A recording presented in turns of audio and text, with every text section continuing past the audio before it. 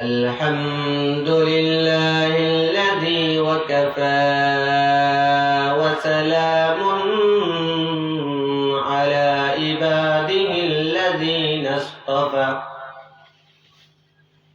الحمد لله الذي وكفى وسلام على عباده الذين اصطفى. الحمد لله الذي وكفى وسلام على عباده الذين اصطفى.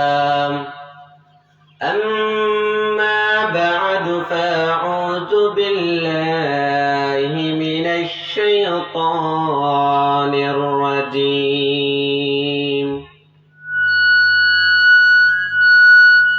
بسم الله الرحمن الرحيم.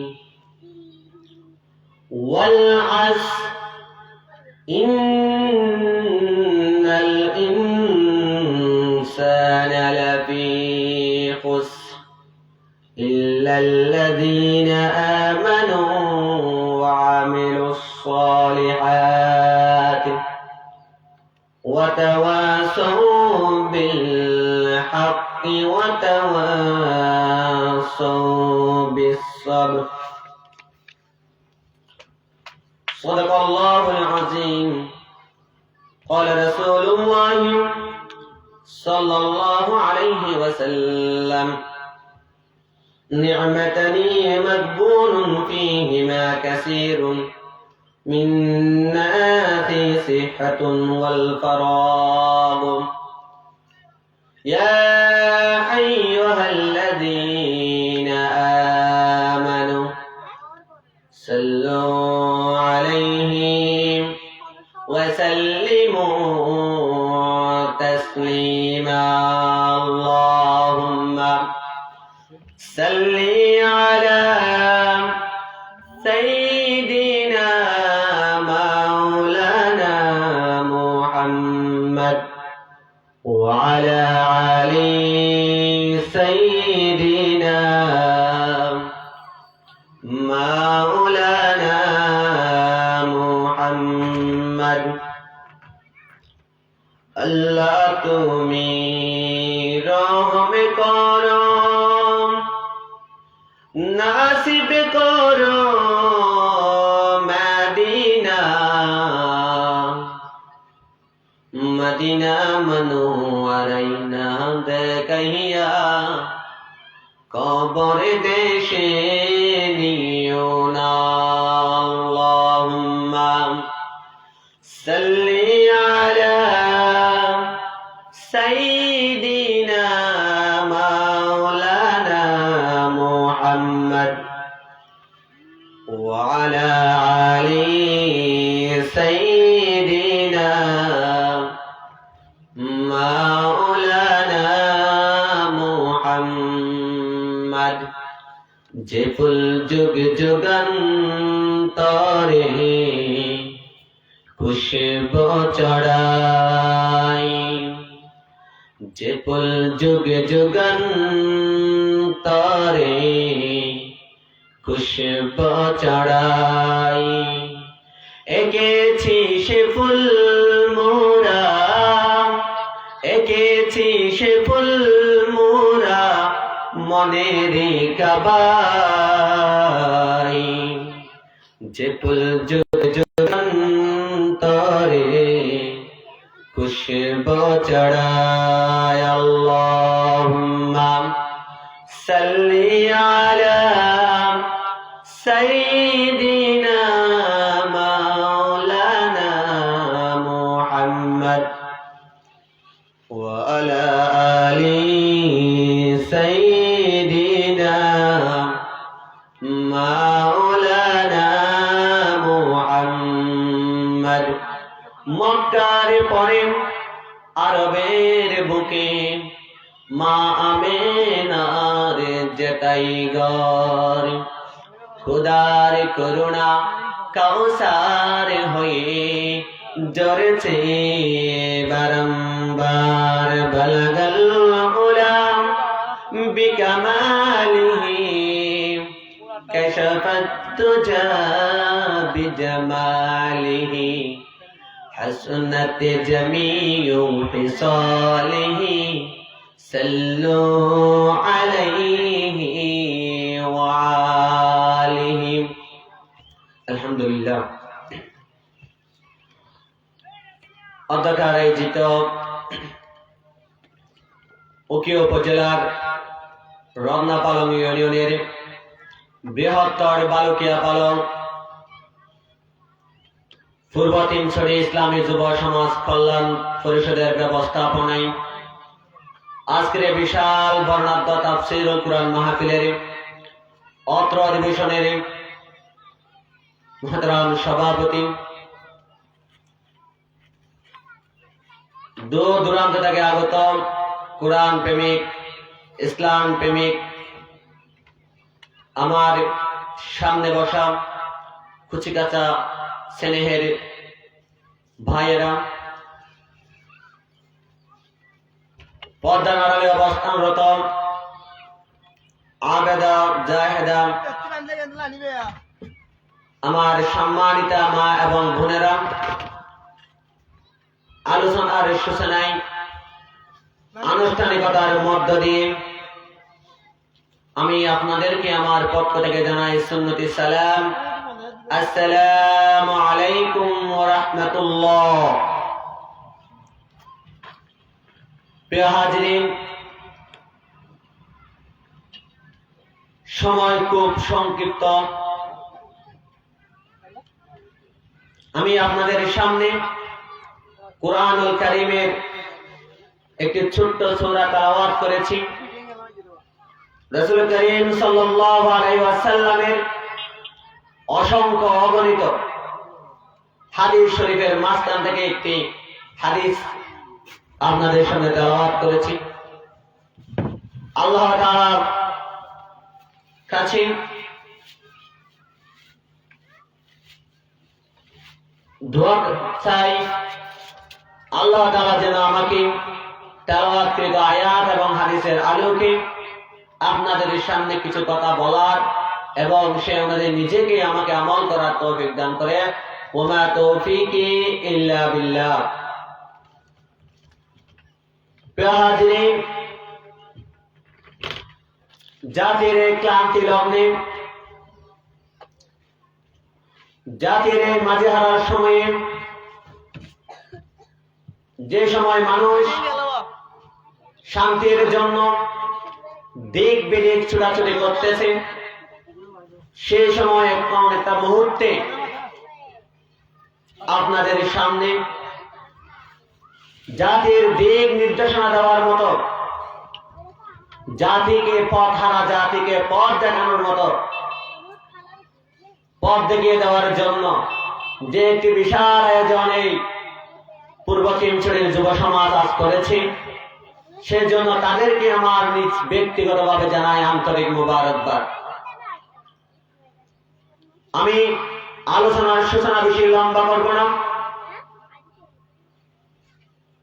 কিন্তু যে আমরা 5 ওয়াক্ত নামাজ পড়ি, নামাজের শেষে প্রতিনিয়তে আমরা আল্লাহ তাআলার কাছে দোয়া করি, রব্বানা আতিনা ফিদ দুনিয়া হাসানাতাও ওয়া ফিল আখিরাতি হাসানা ওয়া কিনা আযাবান নার। হে আল্লাহ, হে আমার রব, রব্বানা যালামনা আনফুসানা ওয়া ইল্লাম তাগফির লানা ওয়া তারহামনা লানাকুনান্না মিনাল খাসিরিন। এই মোনাজাত করি আমরা, এর সাথে আরো মোনাজাত করি, রব্বানা আতিনা ফিদ দুনিয়া হাসানাতাও ওয়া ফিল আখিরাতি হাসানাতাও ওয়া কিনা আযাবান নার। হে আমার রব, আপনি আমাদেরকে এই দুনিয়াতে এই জাগতিক সময়ে আমাদেরকে কল্যাণ দান করুন, আমাদেরকে শান্তি দান করুন, আমাদেরকে নিরাপত্তা দান করুন। এর সাথে সাথে আবার বলি, রব্বানা আতিনা ফিদ দুনিয়া হাসানা, দুনিয়াতে হাসানা দান করুন, দুনিয়াতে আমাদেরকে কল্যাণ দান করুন। ওয়া ফিল আখিরাতি হাসানা ওয়া কিনা আযাবান নার, এবং আখিরাতের জীবনেও আমাদেরকে আপনি কল্যাণ দান করুন, আখিরাতের জীবনেও আপনি আমাদেরকে হাসানা দান করুন, আমাদেরকে শান্তি দান করুন, এবং ওই জাহান্নামের আগুন থেকে রক্ষা করে আমাদেরকে শান্তিময় স্থান জান্নাতে দান করুন। সুবহানাল্লাহ। আল্লাহর কাছে আমরা দোয়া করি, হে আল্লাহ, আপনি আমাদেরকে দুনিয়াতে কল্যাণ দান করুন, দুনিয়াতে শান্তি দান করুন। প্রিয় হাজিরিন, এই দুনিয়ায়, এই অশান্তিময় দুনিয়ায়, যেখানে শান্তি কোথাও খুঁজে পাওয়া যায় না, যেখানে যাবেন সেইখানে অশান্তি, ব্যক্তিগত জীবনে অশান্তি, আপনার পারিবারিক জীবনে অশান্তি, আপনার সামাজিক জীবনে অশান্তি, আপনার রাষ্ট্রীয় জীবনে অশান্তি, আপনার জীবনের প্রত্যেকটা সেক্টরে অশান্তি আর অশান্তি। অশান্তিতে যখন দুনিয়াটা ভরে গেছে, অশান্তিতে যখন দুনিয়াটা ভরে গেছিল, তখন আল্লাহ তাআলা নিজের পক্ষ থেকে এই অন্ধকার আচ্ছন্ন দুনিয়াটাকে, এই গুমরাহি দুনিয়াটাকে, জাহেলিয়াতের দুনিয়াটাকে আলোকিত করার জন্য একটা আয়ামের জাহেলি যুগকে স্বর্ণালী যুগ, খায়রুল কুরুনি হিসাবে, শ্রেষ্ঠ যুগ হিসাবে পরিণত করার জন্য একজন নবী নির্বাচন করেছিলেন, একজন নবীকে দুনিয়ার মধ্যে পাঠিয়েছিলেন, যিনি হচ্ছেন সমস্ত নবীদের নবী, বিশ্ব নবী, আমার আপনার নবী হযরত মুহাম্মদ রাসূলুল্লাহ সাল্লাল্লাহু আলাইহি ওয়াসাল্লাম। এই দুনিয়ার জমিনে যখন আসলেন, আব্দুল্লাহর মাধ্যমে মা আমিনার গর্ভে যখন মুহাম্মদ রাসূলুল্লাহ সাল্লাল্লাহু আলাইহি ওয়াসাল্লাম দুনিয়ার জমিনে আসলেন, দুনিয়ার জমিনে আসে তিনি তার দুনিয়ার জমিনে না আসার আগে তার বাবাকে হারিয়েছেন, এরপরে তার মাকে হারিয়েছেন, এরপরে তার দাদাকে হারিয়েছেন, পরে সে তার চাচার কাছে লালিত পালিত হয়েছিলেন। এক সময় তার চাচার সাথে সে সিরিয়া ব্যবসার উদ্দেশ্যে রওনা দিয়েছিলেন। ওই ব্যবসা থেকে আসার পরে মক্কার মধ্যে একটি অনাকাঙ্ক্ষিত ঘটনা ঘটে গেছে, একটি যুদ্ধ লেগে গেছে। যে যুদ্ধ স্থায়ী হয়েছিল একদিন দুই দিন নয়, 1 বছর 2 বছর নয়, দীর্ঘ 5টি বছর ওই যুদ্ধ মক্কার জমিনে চলছিল। এই যুদ্ধের সময় মানুষ, বিধবা নারীরা তাদের অধিকার থেকে বঞ্চিত, কৃষক তার কৃষিকাজ থেকে বঞ্চিত, অসহায় বঞ্চিত মানুষ, তাদের অধিকার নিয়ে কথা বলার মতো কেউ ছিল না।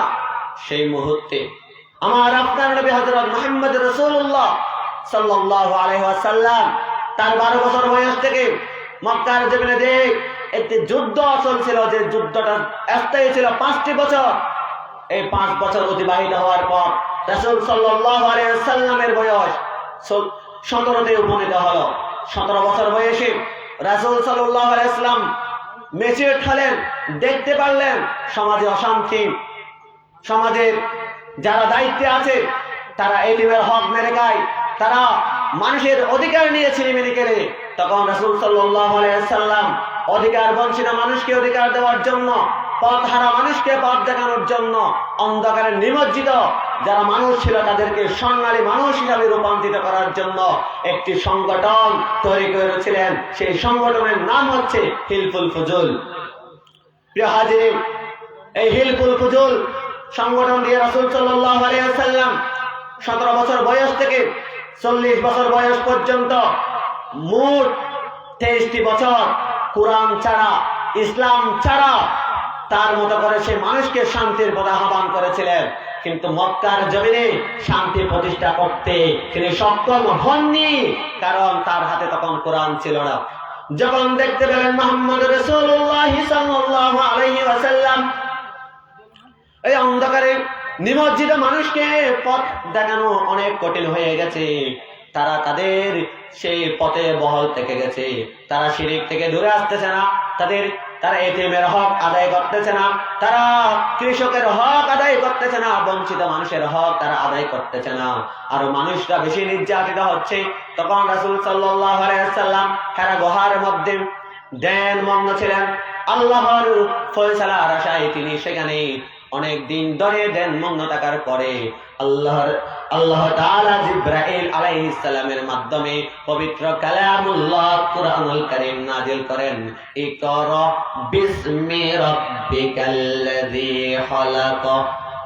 হে আল্লাহর রাসূল, আল্লাহর পক্ষ থেকে পয়গাম চলে আসলো, আল্লাহর পক্ষ থেকে ওহী চলে আসলো।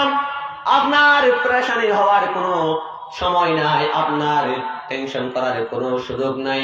আপনি দিন প্রচার করুন, ইসলামকে প্রচার করুন। আপনি যে অন্ধকারে নিমজ্জিত একটা জাতিকে পথ দেখানোর জন্য, অসহায় বঞ্চিত মানুষের অধিকার আদায়ের জন্য যে প্রচেষ্টা আপনি হিলফুল ফুজুল সংগঠনের মাধ্যমে চালিয়ে গিয়েছিলেন, শুধুমাত্র এই হিলফুল ফুজুল সংগঠন নয়, আরো অনেক সংগঠন আপনি তৈরি করতে পারেন। যদি কোরআন ছাড়া আপনি মানুষের শান্তি আশা করেন, তাহলে এটা বোগার স্বর্গে বসবাস করার মতো হবে। সুতরাং আপনি আল্লাহর কালাম দিয়ে আপনি সমাজটাকে পরিচালনা করেন, মানুষকে দ্বীনের পথে আহ্বান করেন। দ্বীনের পথে আহ্বান করে আপনি ব্যক্তি জীবন, আপনার পারিবারিক জীবন, আপনার সামাজিক জীবন, আপনার রাষ্ট্রীয় জীবনটাকে যখন পরিচালনা করবেন, জাহেলিয়াতের অন্ধকার কেটে যাবে, নতুন একটা সূর্য উদিত হবে। যে সূর্য উদিত হওয়ার পরে মানুষ আর অধিকার বঞ্চিত থাকবে না, যার অধিকার সেই নিজ নিজ ফিরে পাবে। তখন রাসূল সাল্লাল্লাহু আলাইহি ওয়াসাল্লাম এই 40 বছর বয়স থেকে 63 বছর বয়স পর্যন্ত, আবার 23 বছর, 17 থেকে 40 বছর বয়স পর্যন্ত 23 বছর, আবার 40 থেকে 63 বছর বয়স পর্যন্ত 23 বছর, এই 23 বছর কোরআন ছাড়া দাওয়াত দিয়েছিল। আবার 40 থেকে 17 পর্যন্ত কোরআন দিয়ে যখন দাওয়াত দিল, যারা মূর্তি পূজা করত, যারা এতিমের হক মেরে খেত, যারা মানুষের হক মেরে খেত, যাদের কাছে নারীরা কোনো মর্যাদাবান ছিল না, জীবন্ত নারীদেরকে হত্যা করা হতো। আয়ামে জাহেলি যুগের একটা ঘটনা, জামিলা, তার বাবা ব্যবসার উদ্দেশ্যে বিদেশে চলে যাবে। জামিলার মাকে তার বাবা বলছে, তোমার গর্ভে যে একটি সন্তান আছে, আমি বিদেশে যাচ্ছি ব্যবসার উদ্দেশ্যে, আমি যদি ওখান থেকে আসার আগে তোমার গর্ভের সন্তান যদি দুনিয়ার জমিনে ভূমিষ্ঠ হয়ে যায়, সে যদি মেয়ে হয় তাহলে তাকে গলা টিপে হত্যা করবে, আর যদি সে ছেলে সন্তান হয় স্বর্ণের একটা স্তূপা বানিয়ে তাকে সেখানে লালন পালন করবে। তখন ওই জামিলার মা অনেকদিন পরে তার গর্ভের সন্তান দুনিয়ার জমিনে ভূমিষ্ঠ হলো।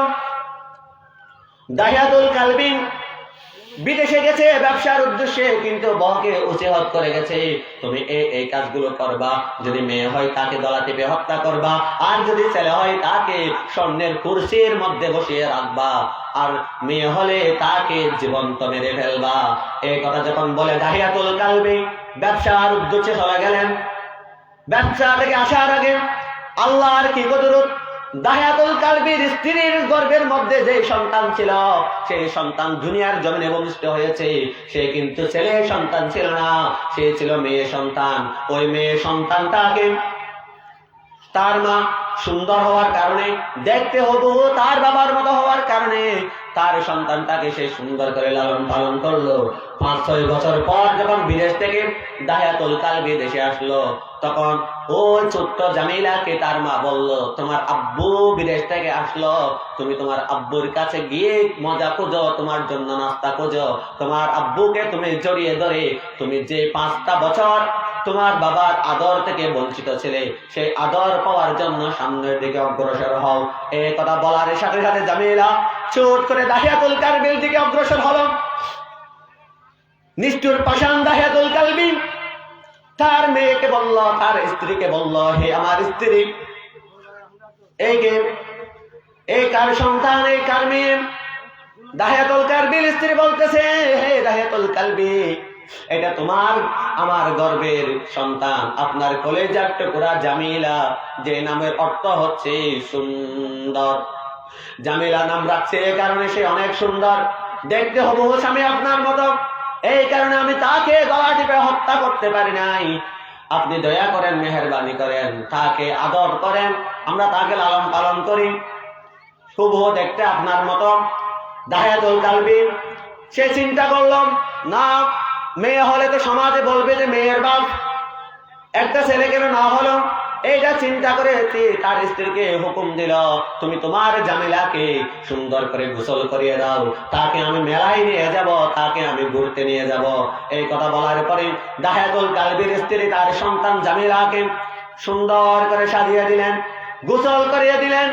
মা জননী গোসল করাচ্ছেন, কিন্তু তার চোখ থেকে টপ টপ করে পানি চলে যাচ্ছে। জানি না আমার জামিলার উপরে কোন একটা মুসিবত চলে আসতেছে, জানি না জামিলার উপরে কি মুসিবত চলে আসতেছে। আমার গর্বের ধনের উপর মনে হয় একটা মুসিবত আসতেছে। এই পৃথিবীর কেউ না জানুক, সন্তানের উপর যখন কোন মুসিবত আসে, কোন বিপদ আসে, সবার আগে যে চিনে যায় তিনি হচ্ছেন আমাদের গর্ভধারিণীর জনম দুঃখিনী মা। সুবহানাল্লাহ। দাহিয়াতুল কালবি তার জামিলাকে নিয়ে মরুভূমির পথ পাড়ি দিচ্ছেন। মরুভূমির পথ পাড়ি দিয়ে এক পর্যায়ে এসে পাহাড়ের উঁচু জায়গায় উঠলেন। তখন জামিলা বাবাকে জিজ্ঞেস করলো, হে আব্বু, তুমি না বলছিলে আমাকে মেলায় নিয়ে যাবে, আমাকে মার্কেটে নিয়ে যাবে, আমাকে নতুন জামা কিনে দেবে, আমাকে নানুর বাসায় বেড়াতে নেবে, অথচ তুমি পাহাড়ে কেন উঠতেছ? আম্মু যে পোশাক আমাকে পরিয়ে দিয়েছিল সেটা তো ময়লা লেগে নষ্ট হয়ে যাচ্ছে। দাহিয়াতুল কালবি বলতেছে, চলো এদিকে একটু কাজ আছে, কাজটা শেষ করে আমি তোমাকে নিয়ে আবার মেলার উদ্দেশ্যে রওনা দেব। দাহিয়াতুল কালবি পাহাড়ের চূড়ায় ওঠার পরে একটা গর্ত করতেছে। তার মেয়ে বারবার জিজ্ঞেস করতেছে, আব্বু তুমি না বলছিলে আমাকে মেলায় নিয়ে যাবে, আমাকে তুমি মেলায় নিয়ে যাবে, কিন্তু তুমি গর্ত কেন করতেছ? তোমার কাপড় নষ্ট হয়ে যাচ্ছে, চলো আমরা মেলায় যাই।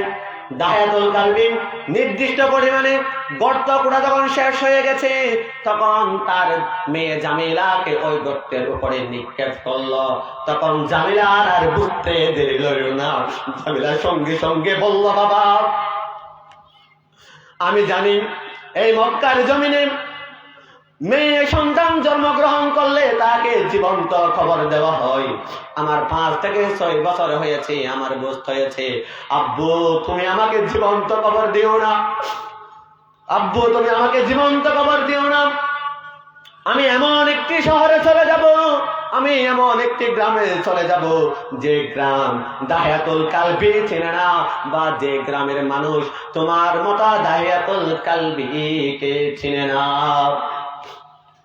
দেখেন কেমন একটা সমাজ ছিল, নিজের সন্তানকে জীবন্ত কবর দেওয়ার মতো একটা সন্তান সুযোগ সময় ছিল তখন আয়ামে জাহেলিয়ার যুগে। দাহিয়াতুল কালবি ফাসাদ, সে তার মেয়ের কথা শুনতেছে না, একের পর এক বালু তার গায়ের উপর দিচ্ছে। এবং এক পর্যায়ে আবার যখন জামিলা বলে উঠলো, আব্বু তুমি আমাকে জীবন্ত মেরে বেরো না, তুমি আমাকে জীবন্ত খবর দিয়ে দিও না, আমি এমন একটা দেশে চলে যাব, এমন একটা গ্রামে চলে যাব যে গ্রামের মানুষ দাহিয়াতুল কালবিকে চিনে না, আর যে গ্রামটা দাহিয়াতুল কালবি চিনে না, তুমি আমাকে জেলে ছেড়ে দাও, আমাকে জানটা নিয়ে আল্লাহর রাস্তে এখান থেকে ছেড়ে দাও। তখন দাহিয়াতুল কালবি বড় একটা পাথর নিয়ে জামিলার মাথার উপর নিক্ষেপ করলো, সঙ্গে সঙ্গে জামিলার মাথা চূর্ণ বিচূর্ণ হয়ে গেল, জামিলা শাহাদাত বরণ করে মৃত্যুবরণ করলো। তখন দাহিয়াতুল কালবির কানের মধ্যে বারবার বাজতেছে, আব্বু তুমি আমাকে মেরো না, আব্বু তুমি আমাকে মেরো না, আব্বু তুমি আমাকে মেরো না। এই কথা বলার পরে বারবার যখন তার মেয়ের কথা, তার মেয়ের আকুতির কথা, মিনতির কথা দাহিয়াতুল কালবির অন্তরে বাজতেছে, তখন সে পেরেশান হয়ে রাসূল সাল্লাল্লাহু আলাইহি ওয়াসাল্লামের দরবারে চলে গেলেন। রাসূল সাল্লাল্লাহু আলাইহি ওয়াসাল্লামের দরবারে গিয়ে বলতেছেন, হে আল্লাহর রাসূল, ইসলাম এই দেশে না আসার আগে, ইসলাম প্রতিষ্ঠিত না হওয়ার আগে আমি আমার নিজ হাতে 69 জন মেয়েকে কবর দিয়েছি। শেষে আমি সর্বমোট 70 জন মেয়েকে জীবন্ত কবর দিয়েছি। তার মধ্যে শেষে যে মেয়েটা ছিল সে আমার মেয়ে, তার নাম ছিল জামিলা। সে ছিল অনেক সুন্দরী, তাকে আমি জীবন্ত কবর দিয়েছি। হে আল্লাহর রাসূল, আমার এই গুনাহকে মাফ করে দেওয়ার কোন সুযোগ আছে? আমার এই গুনাহ কি আল্লাহ মাফ করে দেবেন? যখন জামিলাকে জীবন্ত কবর দেওয়ার কাহিনী রাসূল সাল্লাল্লাহু আলাইহি ওয়াসাল্লামের সামনে দাহিয়াতুল কালবি বর্ণনা করছিলেন, ঠিক সেই সময় রাসূলের দুই নয়ন থেকে অঝরে ঝরতেছে পানি। তার দাড়ি বেঁধে যাচ্ছে, তার বুক বেঁধে যাচ্ছে।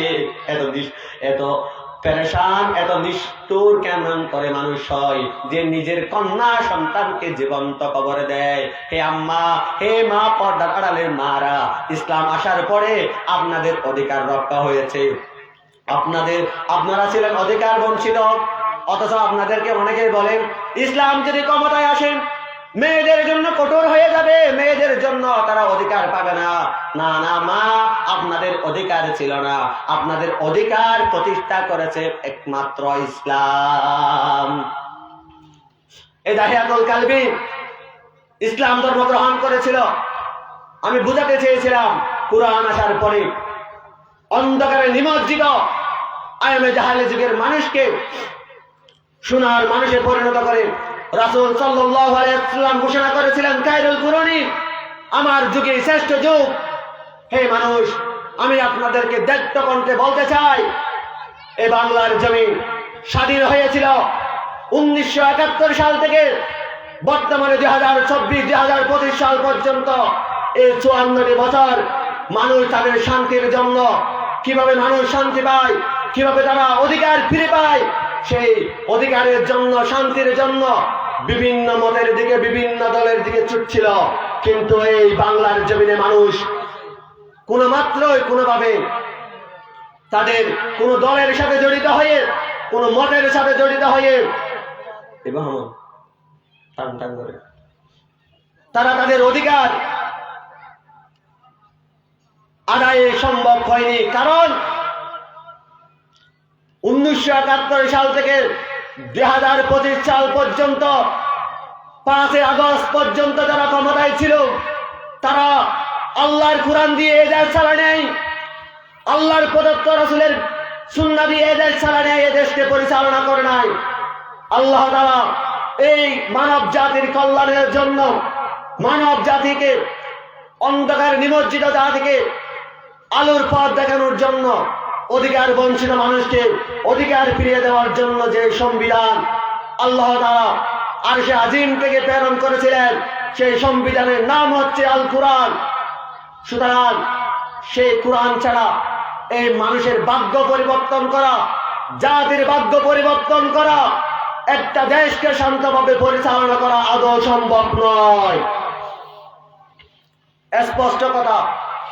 কারণ রাসূল সাল্লাল্লাহু আলাইহি ওয়াসাল্লাম তার জীবনে 17 বছর বয়স থেকে 40 বছর বয়স পর্যন্ত, কয় বছর? 23 বছর। কয় বছর? 23 বছর। 40 থেকে 63 বছর বয়স পর্যন্ত আবার কয় বছর? 23 বছর। 17 থেকে 40 কুরআন ছাড়া হিলফুল ফুজুলের মাধ্যমে মানুষের অধিকার আদায়ের জন্য সংগ্রাম, প্রচেষ্টা চালিয়ে গেছেন মুহাম্মদুর রাসূলুল্লাহ সাল্লাল্লাহু আলাইহি ওয়াসাল্লাম। কিন্তু মানুষের অধিকার তিনি প্রতিষ্ঠা করতে সক্ষম হননি। তখন আল্লাহ তাআলা জিবরাইল আলাইহিস সালামের মাধ্যমে মুহাম্মদ রাসূলুল্লাহ সাল্লাল্লাহু আলাইহি ওয়াসাল্লামের উপর কুরআনুল কারীম নাযিল করলেন। হে আল্লাহর রাসূল, আপনি মানুষের অধিকার আদায়ের জন্য, অশান্ত পৃথিবীকে শান্ত করার জন্য, মূর্খ জাতিকে জ্ঞানী জাতিতে পরিণত করার জন্য, উমর ফারুক করার জন্য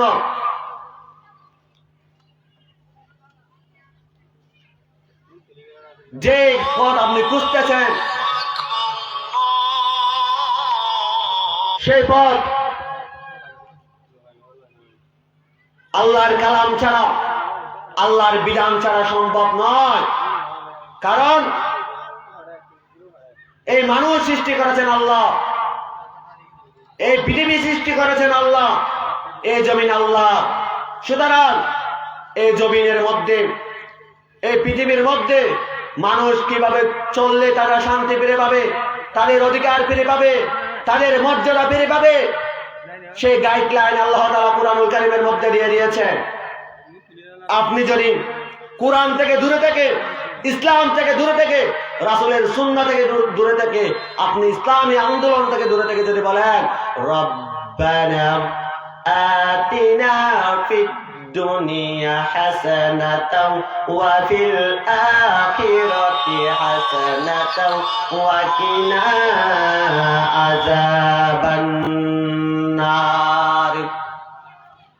ইসলাম থেকে দূরে থেকে, কুরআন থেকে দূরে থেকে, আল্লাহর বিধান থেকে দূরে থেকে, আল্লাহর পথ থেকে দূরে থেকে যদি আপনি আল্লাহর কাছে দোয়া করেন, হে আল্লাহ আপনি আমাকে হাসানা দান করুন, দুনিয়াতে কল্যাণ দান করুন, দুনিয়াতে সফলতা দান করুন, আর একদিকে আপনি আল্লাহর কাছে এই দোয়া করবেন আলহামদুলিল্লাহি রাব্বিল আলামিন আর রহমানির রহিম। সমস্ত প্রশংসা আল্লাহর জন্য, তিনি রহমান রহিম, মালিক ইয়াউমিদ্দিন, তিনি বিচার দিনের মালিক। ইহদিনাস সিরাতাল মুস্তাকিম, হে আল্লাহ আপনি আমাদেরকে সোজা সহজ সরল জান্নাতের পথ দেখিয়ে দেন। এই কথা বললে ইয়াকা নাবুদু ওয়া ইয়াকা নাস্তাইন, আপনার ইবাদত করি, আপনার গোলামি করি, আপনার দাসত্ব করি, অথচ আপনি নামাজ থেকে বের হয়ে যারা আল্লাহর গোলামি করে, যারা আল্লাহর দাসত্ব করে, যারা আল্লাহর জমিনে আল্লাহর দ্বীন কায়েমের সংগ্রাম করে, তাদের পিছনে বাস দেওয়ার জন্য আপনি লিপ্ত থাকেন। নামাজে বলেন আপনি আল্লাহর গোলামি করেন, আল্লাহর দাসত্ব করেন, নামাজ থেকে বের হয়ে যারা আল্লাহর গোলামি করে, আল্লাহর জমিনে আল্লাহর দ্বীন বাস্তবায়ন করার জন্য সংগ্রাম করে, তাদের নামে বিভিন্ন ধরনের ষড়যন্ত্রে আপনি লিপ্ত থাকেন। কথা ঠিক কিনা মুসলমান? যখন আপনি মারা যান তখন আলেম ওলামারা এসে একটা মিছা কথা বলে, সেটা কি জানেননি?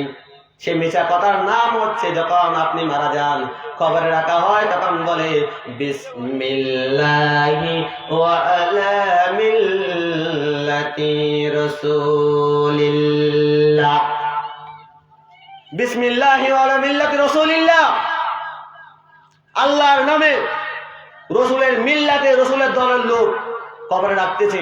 মিছা কথা, এটা আন্তর্জাতিক মিছা কথার মধ্যে এটা একটা। হুজুর এটা কি রকম কথা? এটা এইরকম কথা যারা সারা জীবন রাসূলের দলের লোকদেরকে, আল্লাহর দলের লোকদের পিছনে বাঁশ দিয়েছে, ফাঁসির মঞ্চে ঝুলিয়েছে, মামলা দিয়েছে, হামলা দিয়েছে, ষড়যন্ত্র করেছে, মনে করছেন আব্দুর রহমান, আব্দুর রহিম, রাজাল করিম নাম রাখলে মুসলমানের বাচ্চা হয়ে যায়। এটা আদৌ সম্ভব নয়। মুসলমান হতে হয়, মুসলমানের ঘরে জন্মগ্রহণ করলে মুসলিম হওয়া যায় না। আসাদ নূর চিনেন? নাস্তিক, একটা নাস্তিক আসাদ নূর, যে রাসূলকে গালি দিয়েছিল, সেও তো মুসলমানের ঘরে জন্মগ্রহণ করেছিল। কথা মনে হয় বুঝতে পারেন নাই। আমি বলতে চাচ্ছি, আপনি সারা জীবন রাসূলের দলের মানুষের বিরোধিতা করেছেন, ইসলামী আন্দোলনের বিরোধিতা করেছেন, কোরআনের রাজ কায়েমের বিরোধিতা করেছেন, আর আপনাকে যখন কবরে দেওয়া হয় তখন বলে বিসমিল্লাহি মিল্লাতি রাসূলিল্লাহ, এটা আল্লাহর নামে, আল্লাহর নাম নিয়ে দিচ্ছি, এটা রাসূলের দলের লোক, মিল্লাতের লোক। এর থেকে মিশা কথা আর কিছু আছে দুনিয়াতে? দেখেন তার আগের ব্যাকগ্রাউন্ড, দেখেন তার পিছনের জীবনটা, দেখেন সে দুনিয়া থাকতে কি কাজ করে গিয়েছিল, সে কোন পদের প্রতীক ছিল।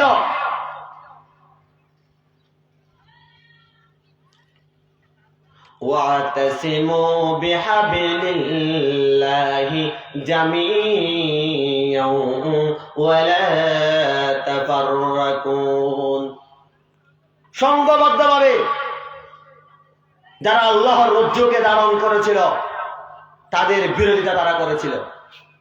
তো সে বললো মিল্লাতে রসুলিল্লাহ বলে আপনি তাকে দিয়ে দিচ্ছেন কবরে।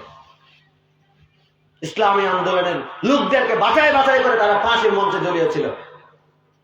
তাদেরকে তারা যদি মরে সেটার মতো আগুন দিয়ে পুড়িয়ে দেওয়া দরকার, কারণ তারা ইসলামকে পছন্দ করে নাই।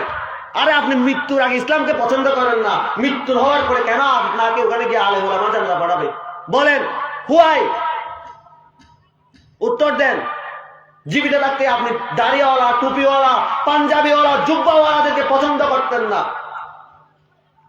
আর মরলে আলেম ওলামাদেরকে ডেকে, কাকি হুজুরকে ডেকে এখান থেকে এফজাহানের ফোন ডাকি, এফজাহানের হুজুরের ডাকি, একটা হতম করা দাও, কেন করিবা একটা হতম করা দাও, হতম করা দিলে জানো টিকিট তাকে লাগবো। আল্লাহ হক কোরআন বা হতম করা দিয়ে জন্মের টিকিট দিবে না, লুচিয়ে দে। এটা খতমের জন্য কোরআন নাজিল করা হয় নাই, এই কোরআন নাজিল করা হয়েছিল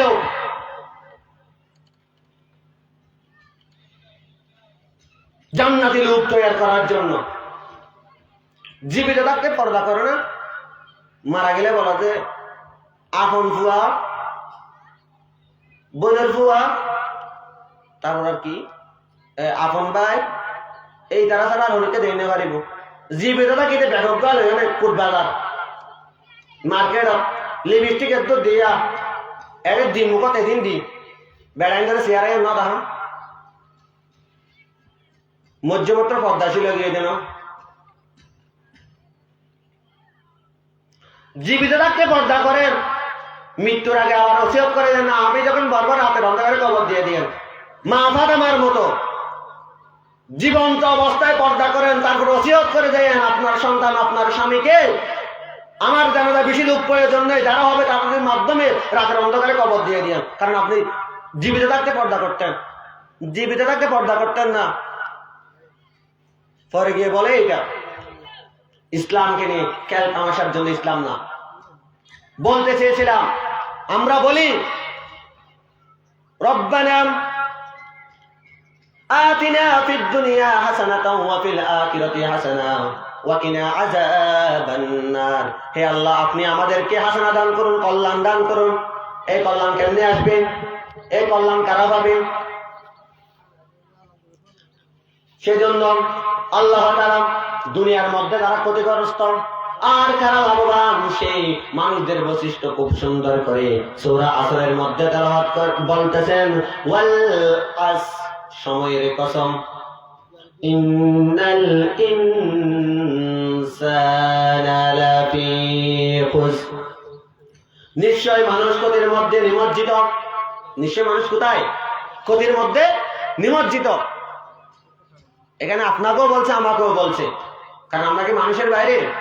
যারা মানুষ সবাইকে বলতেছে ইন্নাল ইনসানা লাফি খুসর, মানুষ খুসের মধ্যে, ক্ষতির মধ্যে নিমজ্জিত। এরপরে কি বলতেছে? ইল্লাল্লাযীনা আমানু ওয়া আমিলুস সালিহাতি ওয়া তাওয়াসাউ বিল হাক্কি ওয়া তাওয়াসাউ বিস সাবরি। শুধু তারা ছাড়া যারা ঈমান এনেছেন, ইল্লাল্লাযীনা আমানু, যারা কি এনেছেন? ঈমান এনেছেন, ওয়া আমিলুস সালিহাত, আর যারা আমলে সালিহা করেছে, ওয়া তাওয়াসাউ বিল হাক্কি, আর যারা হকের মধ্যে অটল রয়েছে, ওয়া তাওয়াসাউ বিস সাবরি, এবং হকের মধ্যে থাকতে গিয়ে অনেক বাধা আসছে, অনেক তাদের উপর জুলুম নির্যাতন এসেছিল। সেই জুলুম নির্যাতনের সময় যারা সবর করেছে, এর 4 শ্রেণীর ব্যক্তি ছাড়া আর যত মানুষ রয়েছে সবাই ক্ষতির মধ্যে নিমজ্জিত, আর সবাই ক্ষতির মধ্যে নিমজ্জিত। এই সূরা আসর একটা কথা ক্লিয়ার, ছোট মানুষ বলে দিচ্ছি, যখন পরীক্ষা হয় পরীক্ষার আগে ছাত্রদেরকে বলে দেওয়া হয় তুমি যদি A+ পেতে চাও তাহলে 80 থেকে 99 বা 100 পর্যন্ত তোমাকে মার্ক তুলতে হবে, নাম্বার তুলতে হবে, পূর্ণমান হতে হবে 80 উপরে, 80+।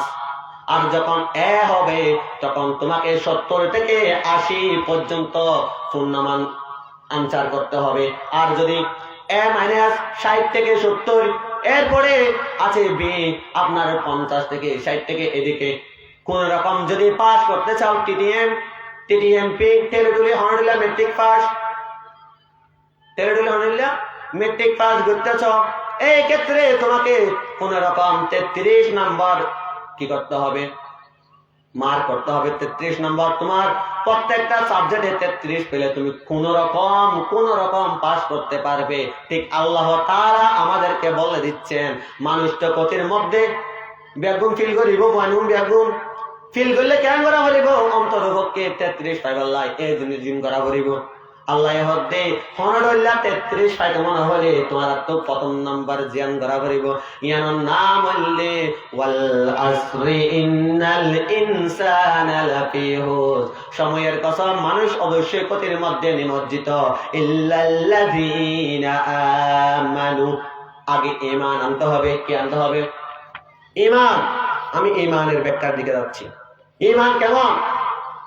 বড়জনে ঈমান আনে, ও হুজুর আরা তোমার ফকরের মানুষ, তোমার দলের মানুষ, চিন্তা নেই এনে একটা গিয়ে কীর্ত এনে গিয়ে দে, এনে তার আল্লাহ কবা হতাবাত্রা হয়ে গেল গিয়ে দে, আসলে আরা তোমার মানুষ। ওই মুনাফিক মার্কা মুসলমান মনে করে আমি আলেমদেরকে, আমি মুসলমানদেরকে ধোঁকা দিতে পারছি। আর আল্লাহ তাআলা কি বলতেছেন জানেননি? আসলে প্রকৃতপক্ষে যারা মুনাফিক তারা মুমিনদেরকে ধোঁকা দিতে পারে না, আর আল্লাহকেও ধোঁকা দিতে পারে না।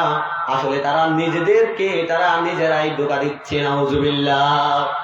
এটা আমার কথা নয়, সূরা বাকারা 6 নম্বর আয়াত থেকে 20 নম্বর আয়াত পর্যন্ত পড়েন, স্পষ্ট মুনাফিকের পরিচয় ওখানে তুলে ধরা আছে। আর কারা কোরআন থেকে হেদায়েত পাবে, আর কাদের জন্য কোরআন, হুদাল্লিল মুত্তাকিন, মুত্তাকিনদের পরিচয় 1 নম্বর আয়াত থেকে 5 নম্বর আয়াত পর্যন্ত খুলে দেখেন।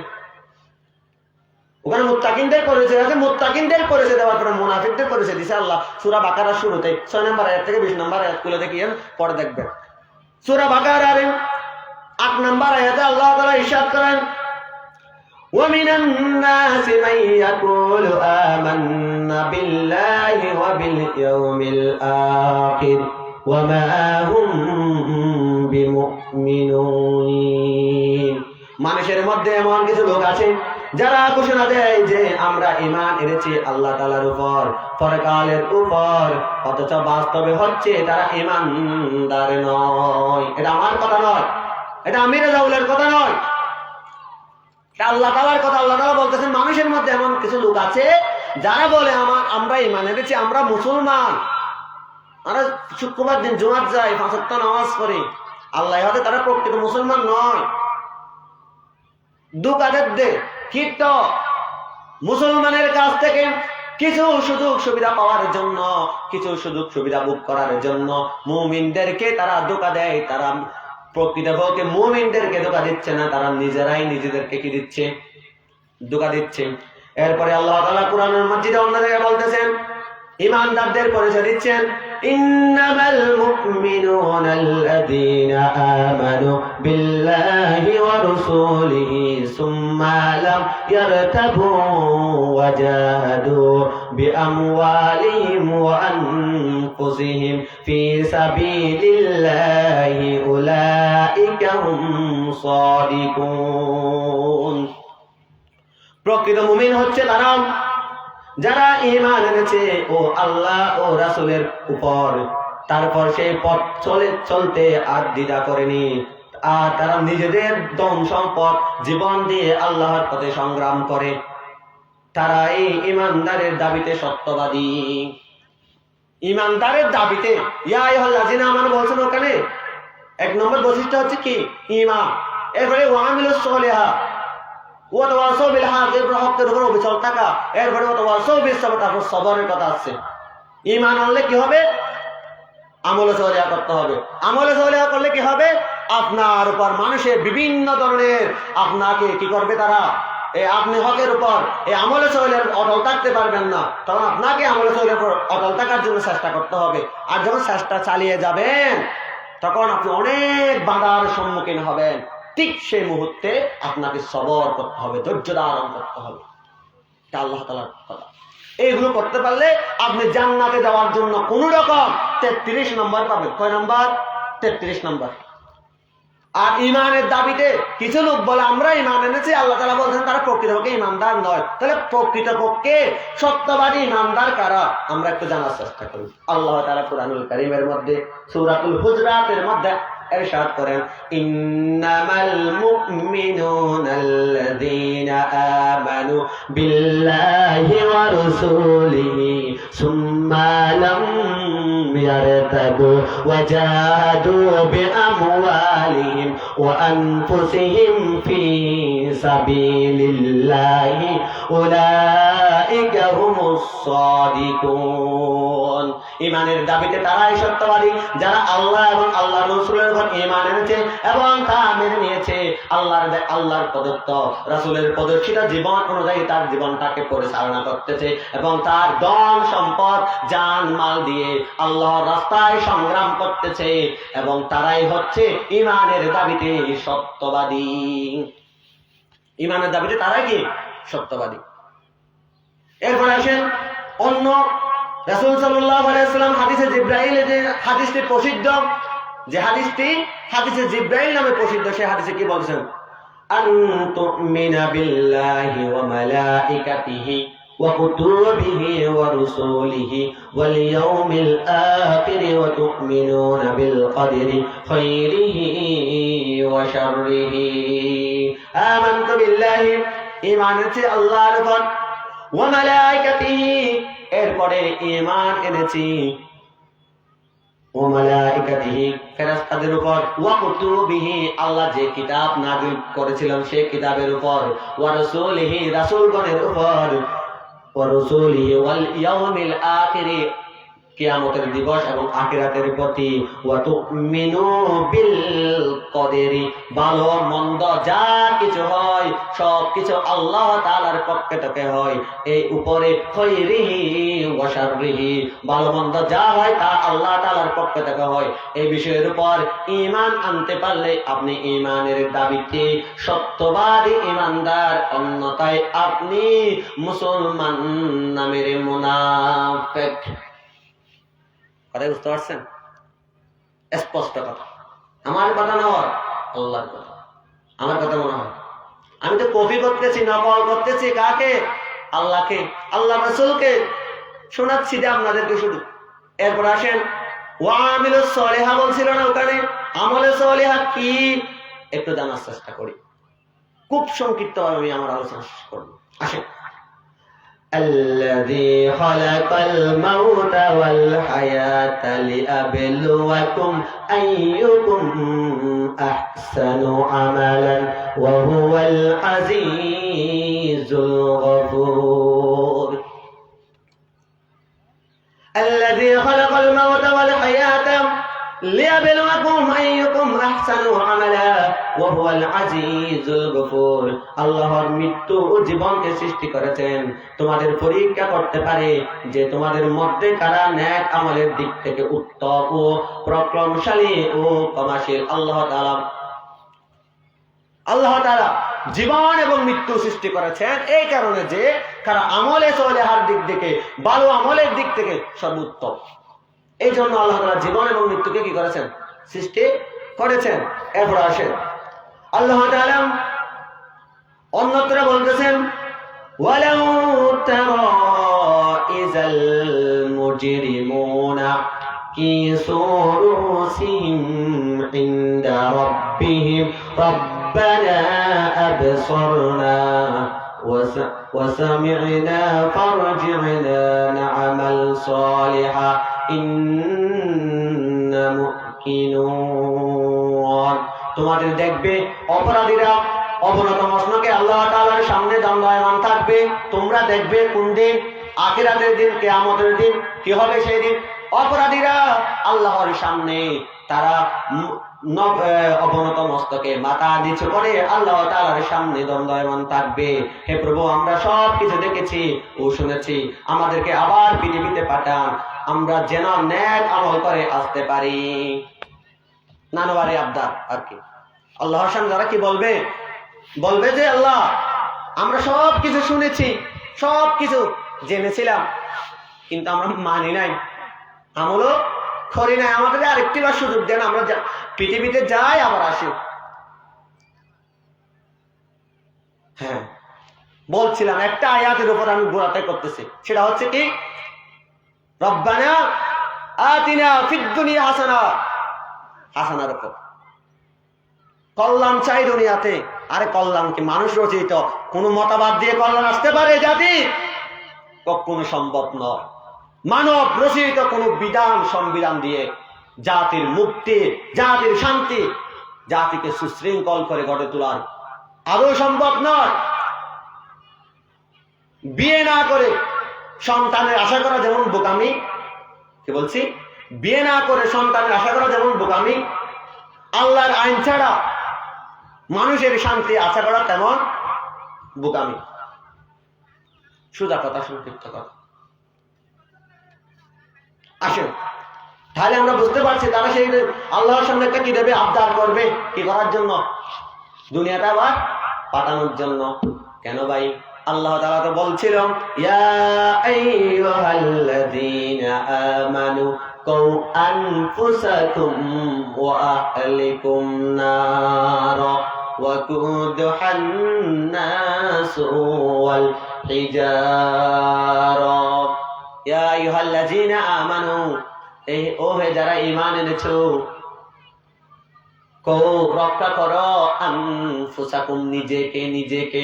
আমরা বলি না রব্বানা যালামনা আনফুসানা ওয়া ইল্লাম তাগফির লানা ওয়া তারহামনা লানাকুনান্না মিনাল খাসিরিন। আল্লাহ তাআলা বলতেছেন, ইয়া আইয়ুহাল্লাযীনা আমানু, ও হে যারা ঈমান এনেছো, কো রক্ষা করো আনফুসাকুম নিজেকে, ও আহলিকুম এবং তোমার আহালদেরকে। হুজুর আহাল কারা? এবার আহালের পরিচয় দেই। আহাল হচ্ছে তারা, আপনি যখন পরিবারের মধ্যে থাকবেন তখন আপনার পরিবারই আপনার আহাল।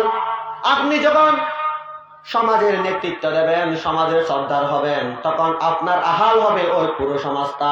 আপনি যখন ওয়ার্ডের নেতৃত্ব দেবেন তখন আপনার আহাল হবে পুরো ওয়ার্ডটাই। আপনি যখন ইউনিয়নের নেতৃত্ব দেবেন তখন পুরো ইউনিয়নটাই আপনার আহাল।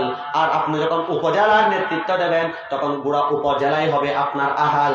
আপনি যখন একটা দেশের নেতৃত্ব দেবেন তখন পুরো দেশটাই হবে আপনার আহাল। বুঝতে পারছেন? পরিবার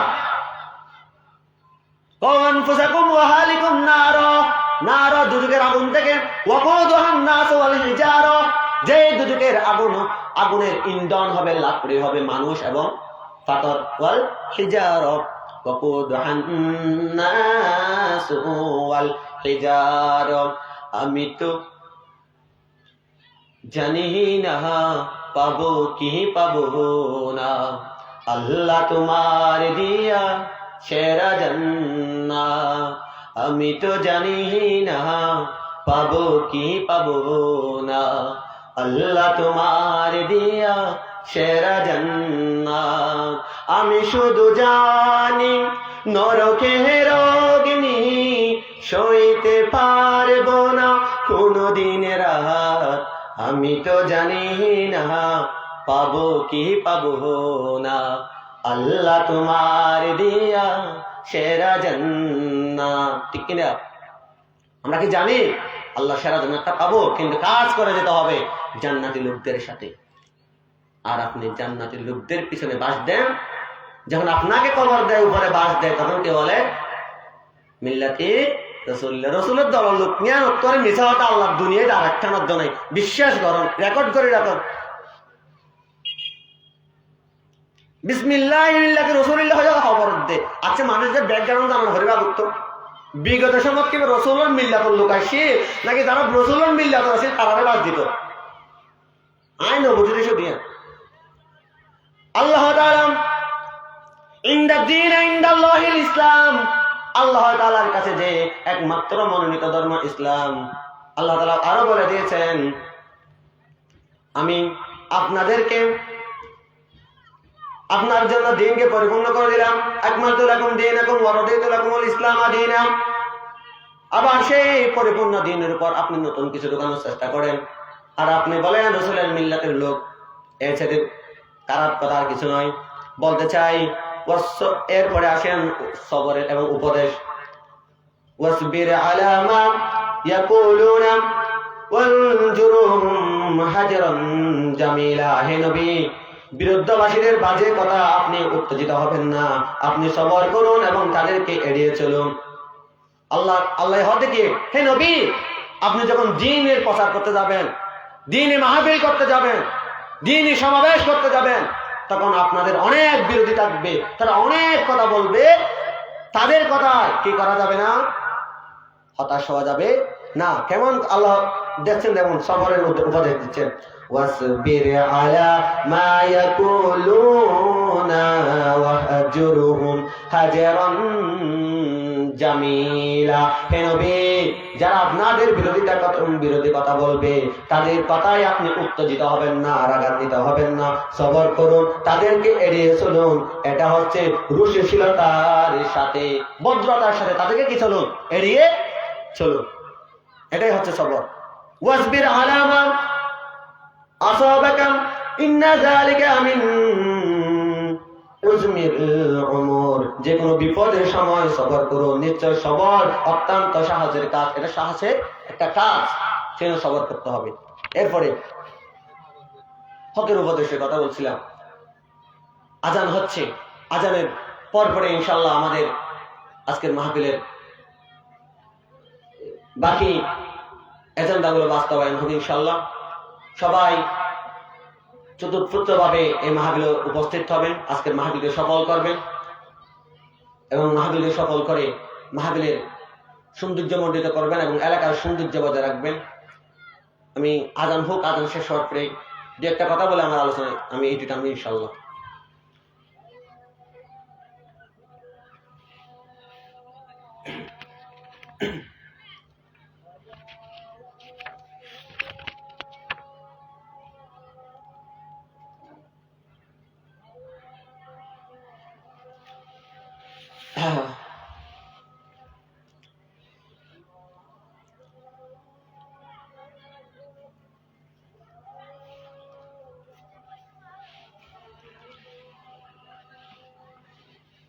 বলছিলাম সূরা আসরের আলোচনায়, আসরের মুহূর্ত, আসরের মুহূর্ত না, সময়ও আসর, আলোচনাও সূরাও আসর। তো আজান হচ্ছে, আমি আলোচনায় টানছি ইনশাআল্লাহ। আজানের পরে আমাদের মাহফিল আবার শুরু হবে। এখন আজানের বিরতি।